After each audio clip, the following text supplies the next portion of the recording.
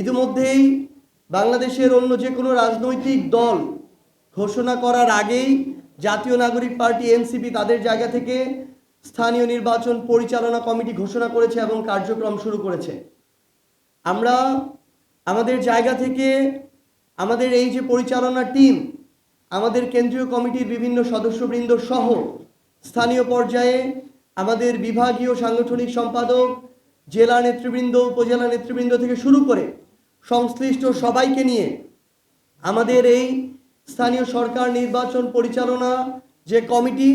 সেই কমিটি খুব দ্রুতই বাংলাদেশের প্রত্যেকটি সাংগঠনিক অঞ্চলে গিয়ে আমরা আমাদের জায়গা থেকে প্রাথমিকভাবে প্রার্থী যাচাই বাছাই শুরু করব এবং সাক্ষাৎকারের মধ্য দিয়ে আমরা আগামী কয়েক সপ্তাহের মধ্যেই বাংলাদেশের আমাদের প্রত্যেকটি সিটি কর্পোরেশন,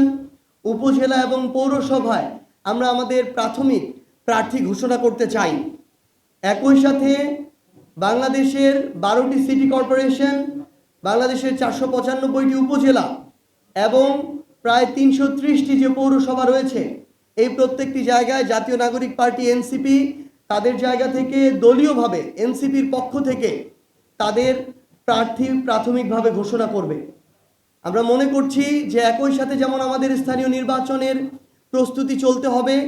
একই সাথে আমরা আমাদের যে দল জাতীয় নাগরিক পার্টি এনসিপি, আমাদের আদর্শের চর্চা, আমাদের সাংগঠনিক যে কার্যক্রম ত্বরান্বিত করা থেকে শুরু করে মাঠ পর্যায়ে প্রত্যেকটি ওয়ার্ড পর্যন্ত আমাদের সাংগঠনিক কার্যক্রমকে শক্তিশালী করার জন্য আমরা আমাদের নতুন করে কর্মসূচি হাতে নিতে যাচ্ছি। সেই জায়গা থেকে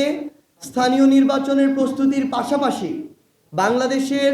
প্রত্যেকটি ওয়ার্ড পর্যন্ত আমাদের সাংগঠনিক ভিত্তিকে শক্তিশালী করার জন্য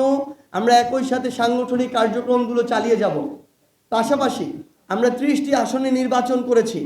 270টি আসনে আমাদের জায়গা থেকে আমাদের সাংগঠনিক কার্যক্রম আছে, সেখানে আমাদের অনেক নেতাকর্মী রয়েছে। আমরা প্রাথমিকভাবে 125টি আসনে আমাদের প্রার্থী মনোনয়ন দিয়েছিলাম।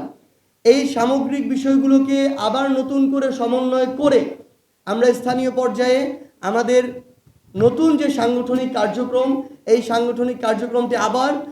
নতুন করে পুরো উদ্যমে আমরা শুরু করতে যাচ্ছি।